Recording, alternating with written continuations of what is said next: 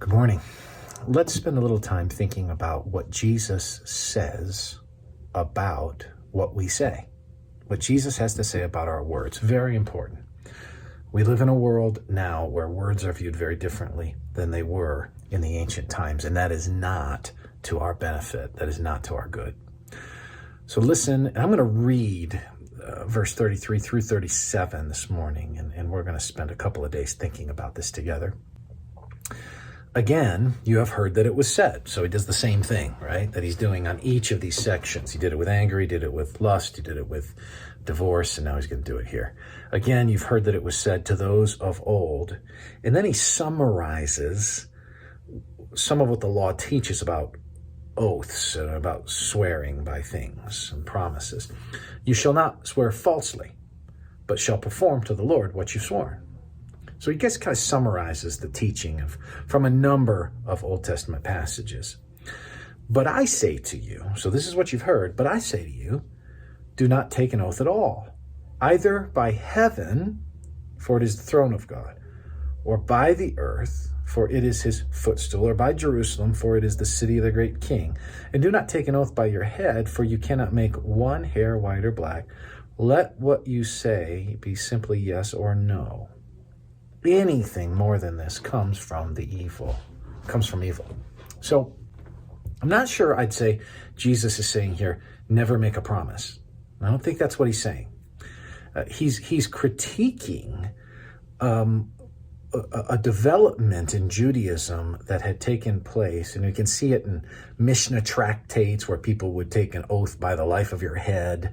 They would take them by the name of, one of any of the utensils that are used at the altar, and they would make these like oaths, and they would find something, say by, I swear by this, or I swear by this. I promise on my grave, I promise that I'll give away my car if I don't do this, or I'll give away my house if I do this, or on the name of my great uncle, or what have you, right? So he said they were doing this and getting in the habit of this.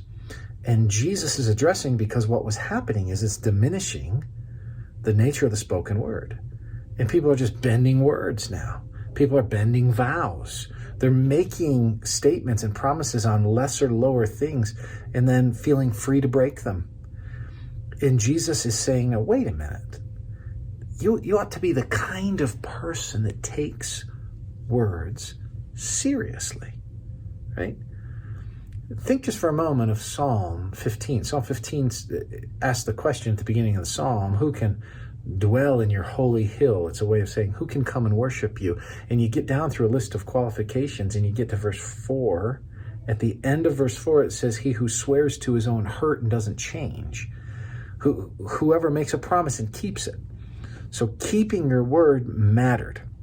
Why was this, as the text ends with, anything more than this comes from evil? Why is it evil for the way that they were using their words and promising and swearing on this, that, or the other thing? Let me give you a few reasons. Number one, they were resisting their direct accountability to God.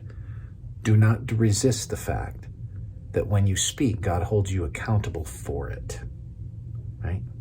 They're trying to be minimalist in their commitment. Swear by something that if they broke it, it wouldn't be that big a deal. No. Jesus is raising the standard of the spoken word. They're not taking their yes or their no seriously. Jesus is raising the standard of the spoken word. So for this morning, I want you just to get this. The Lord takes you at your word. What you say, when you say you will do something, it matters. It matters.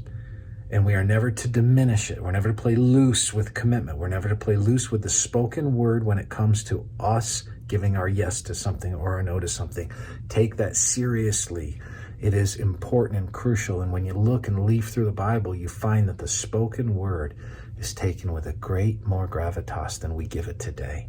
And I plead with you, take it seriously. Let your yes be yes and your no be no. Have a great day.